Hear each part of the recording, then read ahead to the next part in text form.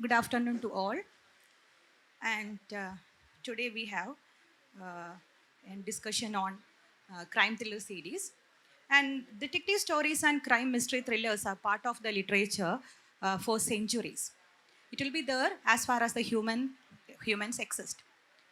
And we have such legendary characters as Sherlock Holmes, Hercule Poirot, and Inspector Lupin etched in our collective memory. And during the COVID and post-COVID, there was a resurrection in the genre with a myriad sub-genres and the elements of a new age, new generation creeping into it. In Malayalam also, we have such noted crime thriller writers like Lajo Jos and Sri Parvati. And here we have two of the best crime thriller writers in India. One is Unmana. Hi, ma'am. And then who has her latest book, Chikama Tours Private Limited. And then we have Salil Desai with his national bestseller, Three and a Half Murders. And he is noted for his Inspector Saralkar mystery series.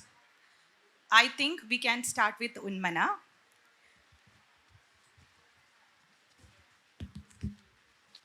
And this is your latest book and first of the latest book. Yes. And then it is in the bibliomystery. And it is hailed as one of the pioneers of bibliomystery mysteries in India itself. So, what made you write this subgenre?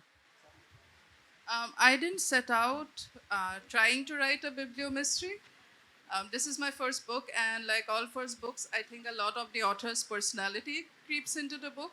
And because I'm obsessed with books and mysteries, I wrote a character who's obsessed with books and mysteries, and I wrote a murder in a bookstore.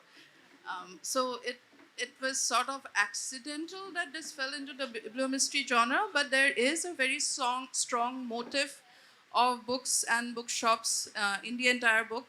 There are a lot of references to books, a lot of jokes about books in the book itself. Nilima, who's the main character, she is obsessed with books, and when she stumbles across a dead body, because she's such a fan of murder mysteries, she takes this as her chance to investigate her own murder mystery. And because it's set in Bangalore, which is where I was when I started writing it, even though I've never lived in Bangalore, Bangalore's bookshops are such a strong part of the culture there, that became like the setting where I placed the murder. Okay, in this you have chosen the urban milieu, Bangalore, and you are settled in Mumbai. And then, so what attracts you to these metros as milieu? That's a very interesting question because I grew up in Assam. I didn't live in a big city until I was about 20. And since then, I've only lived in big cities. I've lived in Delhi and Bombay, and I've spent a substantial amount of time in Bangalore. I think there are a lot of things that are interesting about cities as a setting for crime fiction. Even though traditionally, cozy mysteries, which is one of the genres my book falls into, cozy mysteries usually happen in villages, neighborhoods where everyone knows each other. But I tend to think of cities as, after you've spent a certain amount of time in a city, you come to realize that a city is sort of like a cluster of villages or communities where you belong. It's like in my head, it's like a Venn diagram of overlapping villages where you belong to one or more communities.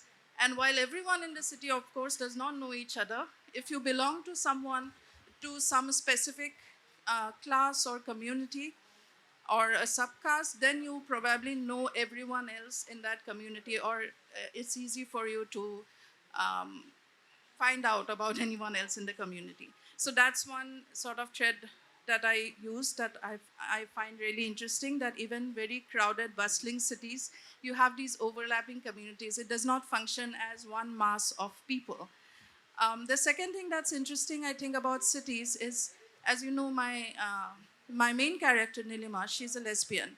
She's a queer woman, and there are a bunch of queer women characters in the book. And for queer people especially, and for Nilima as a queer person, when she was very young, she also grew up in Guwahati like I did. And when she was very young, she left home because her sexuality was not accepted at home. And I think that's true for a lot of queer people who find refuge in cities in a way, both because cities offer you more anonymity, but also because cities are so big. And there are these communities that I've talked about. It's easier to find your own community in a large city, even though the community itself might be very small. Talking about the characters, they are quite unique in the Indian context. What made you decide that they should be from this LGBTQ? I'm a queer person, and therefore, many of my friends are queer people.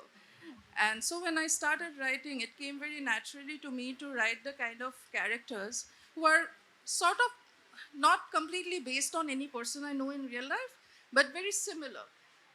So I wasn't really setting out to write at the time when I first started writing these characters. I wasn't really thinking about, oh, there's not enough queer fiction in India, or there's no queer detective fiction in India, and I need to write a queer detective.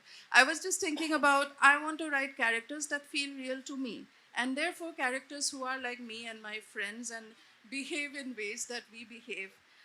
They are all much younger than me, but still, like I have younger friends, and the kinds of conversations, the kind of personalities that I had only seen in real life and never in a book, even though I read a lot of books, but that's something that was always, it felt missing. It felt like these characters are not represented on the page. So when I started writing, I wrote from what I know. That's the advice, right? Write what you know. And I wrote characters that felt real to me and that felt like the people I knew. We can go over to Salil Desai. And then you started out in 2011 with this Inspector Saralkar series. Uh, Earlier in the classical detective stories, crime thrillers, there was a classical detective method. Now the readers and find that the detective element is less, but the psychological factors of the criminal, the dark shades, and the lives of the characters, they are more important. So usually these inspector, investigator characters are round characters.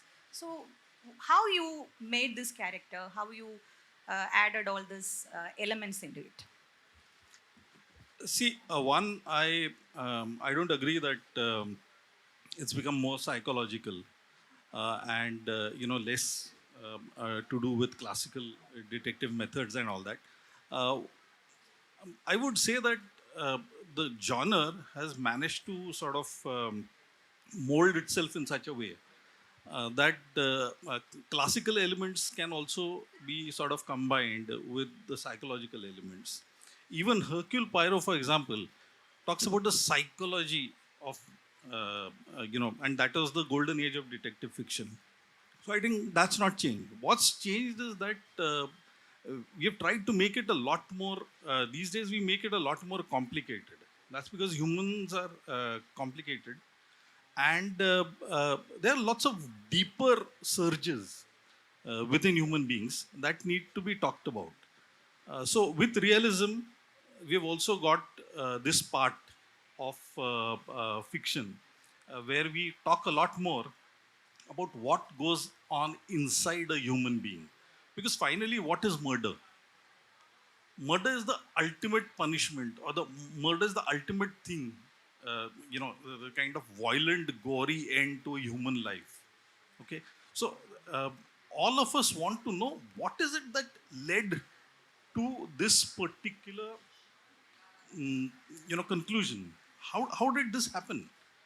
For example, I'll just give you something about extramarital affairs. There are lots of extramarital affairs, right? How many of them end in murder? I mean, is the wife dead, or the husband is killed, or maybe the lover, or whatever it is? How many times does it happen? Hardly any time. But in fiction, this is what we thrive on. We we talk about extreme consequences, and then when you talk about extreme consequences, then we have to go into why this has happened and what is it that really led to it, right? As far as the policemen are concerned, well, uh, in classical detective fiction, uh, policemen were basically considered to be sidekicks of some kind. Uh, People who came to Sherlock Holmes, to Hercule Poirot, and sort of took a step back. They were the guys who were the plodders. They were supposed to, just, come up with some theory, and then the detective is supposed to, sort of tell them, look, you're idiots, something like this. This is not true now. In the last 45 years, police procedurals by themselves have become a very strong subgenre.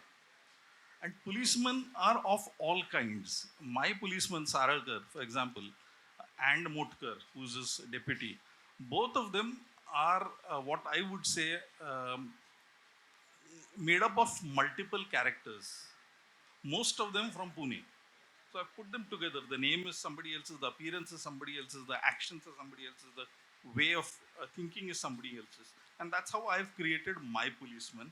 I didn't want a policeman which too much angst, because that is something which has also become, everywhere. You had people with something going wrong in their personal lives. So I wanted somebody who's quirky, somebody who's a maverick, but somebody who's not, a genius. That's how I created this movie. Technology is much more advanced. And talking of the official and private investigation, and for a private official investigator, it's quite easy to garner details within a few minutes and all.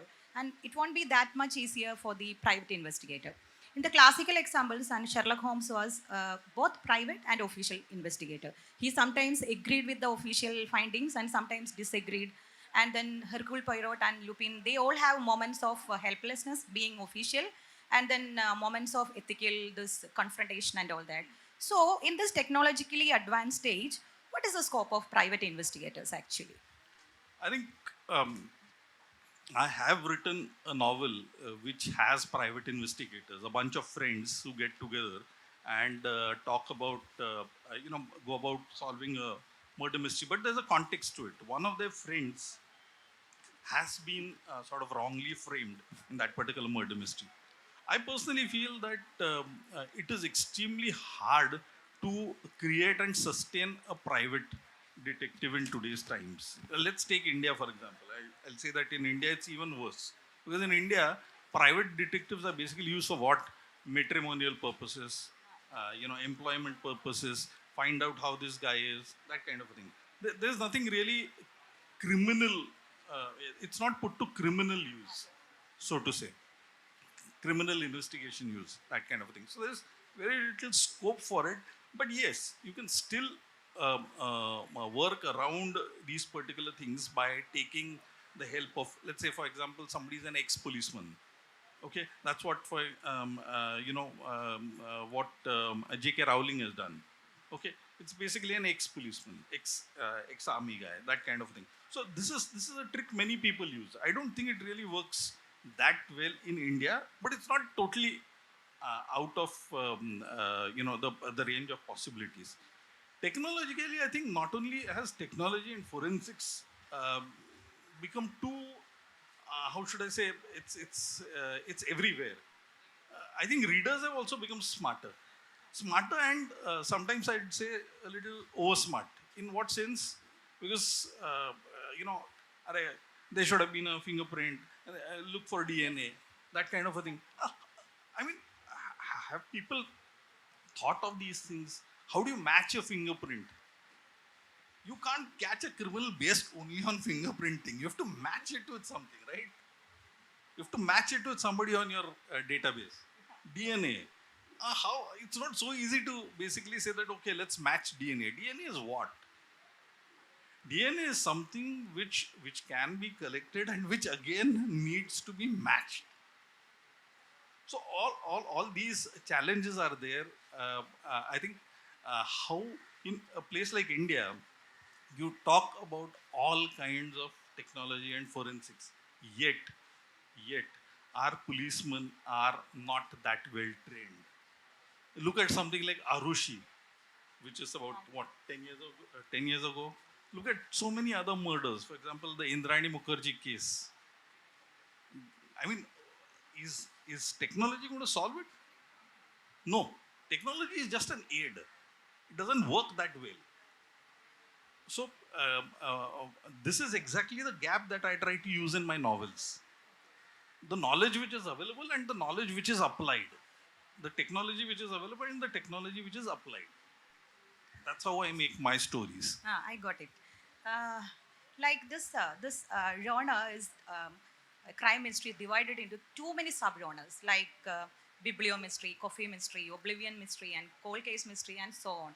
And do you think that this maybe division or disintegration into the subgenres will affect this wholesomeness of the crime thriller fiction, or does it represent the world which is falling apart actually? Should I go first? Okay. Uh, um, See, basically, every writer is trying to find a particular niche. Okay. That is why they also go into subgenres. Subgenres is again a subset of something that the author knows. With police procedurals, I'm comfortable. I know enough about it, or just about enough about it to write with some kind of a confidence. Um, so every person, as even Unmana said, it's based on how much you know, and how much can you apply it to the fiction at hand, right? So I don't think it affects the wholesomeness of the experience. In fact, it gives readers a choice. For example, people may be bored with police procedurals. People may be bored with classical murder mysteries. People may be bored with thrillers of a particular kind where there is CBI and that kind of stuff. So they get a lot more choice. For example, the new book that I've written is not a detective book, but it's a crime fiction book. So it's basically written in the first person. So the criminal basically writes about the whole thing in first person. So it's a different kind of experiment, and I think that is what has sustained this genre for over 100 years. There is never-ending innovation. Okay, somebody comes up with something, it works, and it's great the way this innovation can be done. And the other important thing about crime fiction is you can integrate it with just about all other kind of genres. You can have a love story in crime fiction. You can have a historical outlay in crime fiction, and this just goes on. You can have crime fiction for kids. You can have a ghost story along with crime fiction. So She might be having something. Yes, if I can add on to that, I agree with Salil very much on this, and I do have a love story in my crime fiction novel. I think it's useful to think of these subgenres as labels or tags instead of buckets. So one book can fall into multiple, can have multiple subgenres. Like my book is a biblio mystery, it's a cozy mystery, it's urban crime fiction, it's women-centric fiction, it's queer fiction, right? So I think those labels are useful to the reader. If I'm interested in certain things, then that's the kind of book that I will pick up. I don't think I don't tend to think of them as a bad thing or in any way like hurting the reader, except, if you're looking for very specific subgenres all the time, maybe check out other books in other subgenres which you might enjoy. Not because you should, but I feel like reading more widely makes for a more enjoyable experience. But other than that, I think these labels are useful because it tells you what to look for. So if you're a person who's interested in books, or if you're a queer person, then you might pick up, a biblio mystery which has a queer character, for instance. Yeah, and the next one is a general question.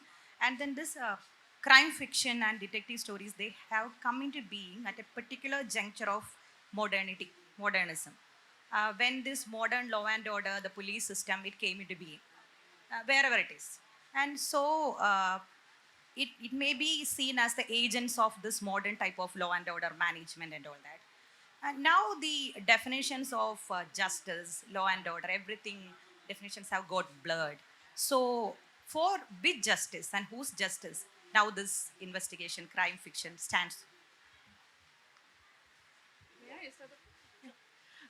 That's a very interesting question, and I think it goes into very deep into what this genre is for, and should it exist at all, and or why should you write in this genre, and those are questions I thought about while I was writing. And I think this also ties into what you were talking about earlier about private detectives versus official detectives. And I think private detectives, can serve as maybe an alternate version of the truth, which otherwise tends, like you said, whose justice? Police systems, judicial systems tend to be very much based on the dominant narrative, right? Whether or not that's correct or not, that's different.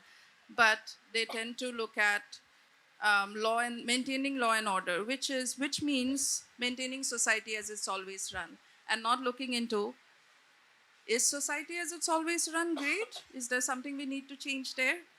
And when you talk about marginalized characters, marginalized people, um, this is not news to anyone that queer people have been legally oppressed by the system for a very long time. Till very recently, it was literally illegal to be gay in India. And if that is your system of justice, then who does it serve? Does it serve everyone? Should it not also serve people who don't appear as maybe heroes in our fiction? Because a lot of marginalized, a lot of fiction, a lot of detective fiction, even now, tends to have a certain kind of hero. Marginalized characters are marginalized people, appear as characters, um, often to be victimized, like they are killed off very early on, and therefore they seem dispensable, or else they appear as the murderer because something about their past trauma makes them evil. And I don't think that's how marginalization works. I don't think marginalized people are more likely to commit murder, for instance, since we're talking about murder, than people who have more privilege. If anything, it probably works the other way. Marginalized people are often the target of violence.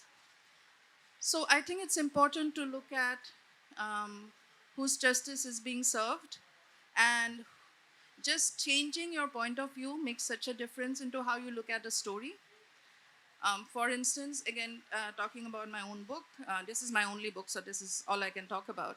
But our point of view in character is Nilima, who's a queer woman. And because of that, we meet her friends who are queer. We meet other characters who she finds out are queer. If you change the point of view character, if you change the heroine to, say, a straight woman, all of those characters would appear straight. You know, changing the point of view makes such a huge difference in how you change the world. And I feel like that has a big difference in how it works at real life as well. Many straight people, and I see this reflected in fiction because most fiction has zero queer characters. So it's 100% straight people all the time, right? That is not the real world. But if you're a straight person who is not close to any queer people, you don't have a queer friend, everyone you know is straight as far as you know, then you have no visibility into this extremely vibrant queer subculture community that exists. Versus, not only if you're queer yourself, but even if you have a queer friend, you very likely know other queer people. So it changes your perspective completely.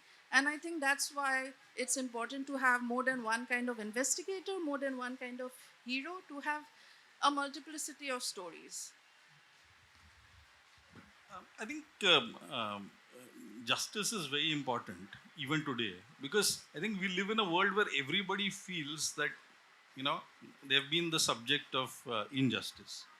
This probably wasn't the case 50, 60 years ago. There was a lot more injustice, but I think the sense of being unfairly treated or badly treated or unjustly treated is something which is much more modern, and therefore it fits into our modern culture, because the sense of being treated unjustly is so strong these days that murder is considered something which has to be dealt with, injustice that has to be rectified. So it's like all the injustices of the world sort of converge into this one victim. That something has happened to this victim, and this needs to be somehow rectified. On the other hand, murderers too often are seen as acting out of because they have been subject to injustice and therefore they wish to rectify it and they have taken action on their own.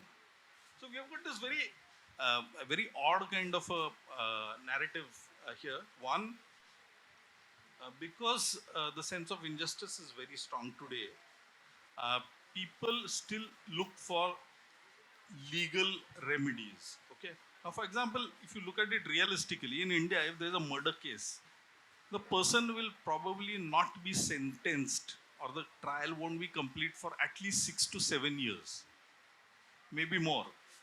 There was a recent case of 2008 where a lady journalist was killed in Delhi. The sentencing was done in 2024, 16 years. Basically, because the parents decided to wage this battle. Okay, the investigation and all that was complete a long time ago. So, police or finding the murderer is basically just about 20% of the story. And we fiction writers basically deal with that 20% of the story. The rest of the 80% still depends upon whether he will be proved to be guilty in court. So I think what we are providing in a form is a sense of instant justice. The murderer has been found and fine, you turn the last page and said, okay, justice has been done. Now it is time for the audience to ask some questions if you have any.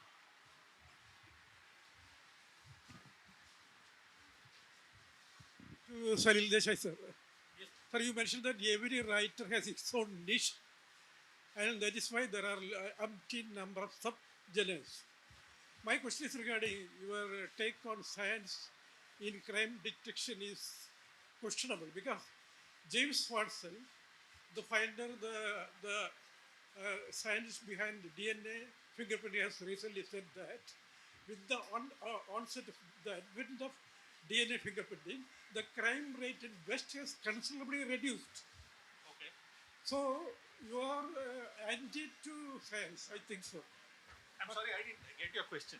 Because James Watson says the crime rate has considerably reduced because of DNA fingerprinting. Right. But you are anti to DNA fingerprinting coming to the genre of crime fiction. Right. Where it is so, because you also said that we want a lot of innovations in crime writing.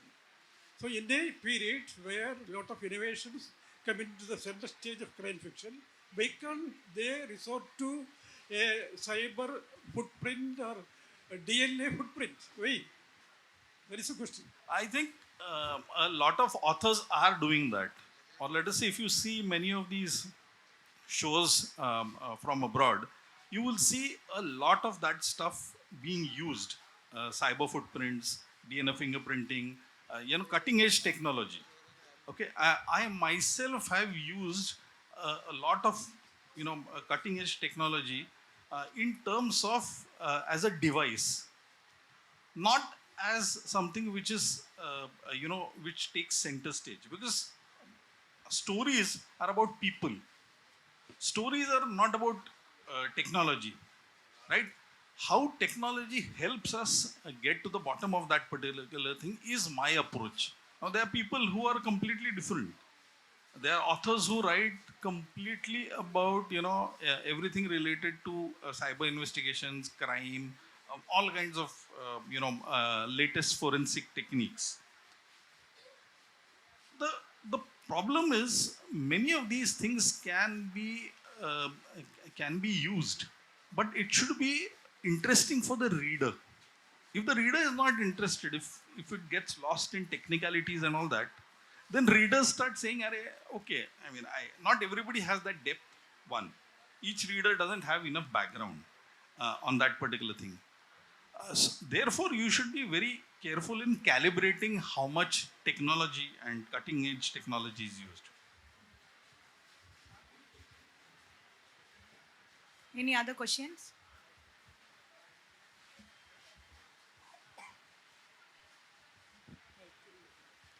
What about the marginalization of the cure people? throughout the world literature, expert some Sylvia Plath or Susan Sontag or like persons, everybody who are female deviants are not coming to the center stage. What is the reason behind it? Is it because of the age-old patriarchal system of publishing, or because of the readers are more guided by patriarchal sensibility, or is it because of some other societal reasons? If I've got your question correctly, you are asking why there are more queer stories now than there used to be, right? No, even now it is not as plenty. There are not as many. Yes, I completely agree with you. Most books, like I already said, seem to be 100% straight, and there are very few books which are 100% queer. By which I mean not so much the story as the characters in the book. I think this is very much a function of prejudice, but I don't think this is so much prejudice at the level of the publisher or at the level of the audience. I think this is more marginalized people have such difficult lives that they do not get to spend time writing fiction. It's very hard to write a novel. I'm sure Salil would agree. It takes a lot of work.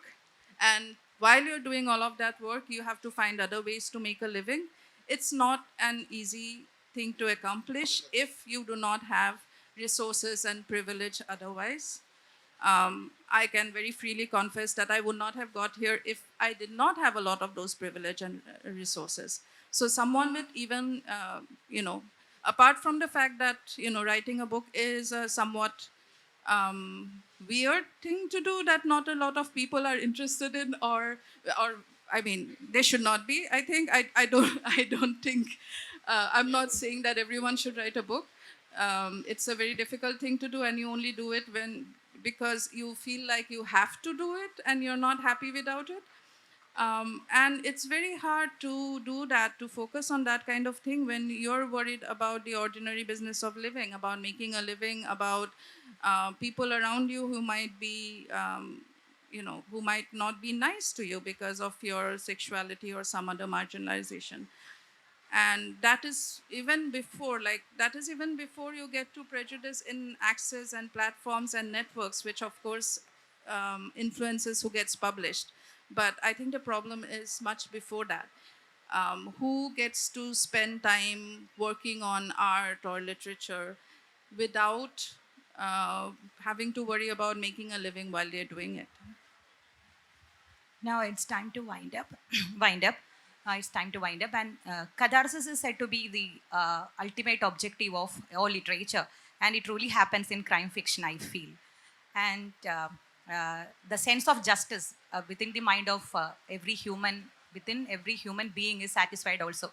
So we can hope that let the crime fiction thrive and with more engagement with the readers. And thanks to Unmana and Salil Desai for being so open and articulate in their opinions. And thanks to all for being all ears. Thank you. Thank you very much. Thank you so much.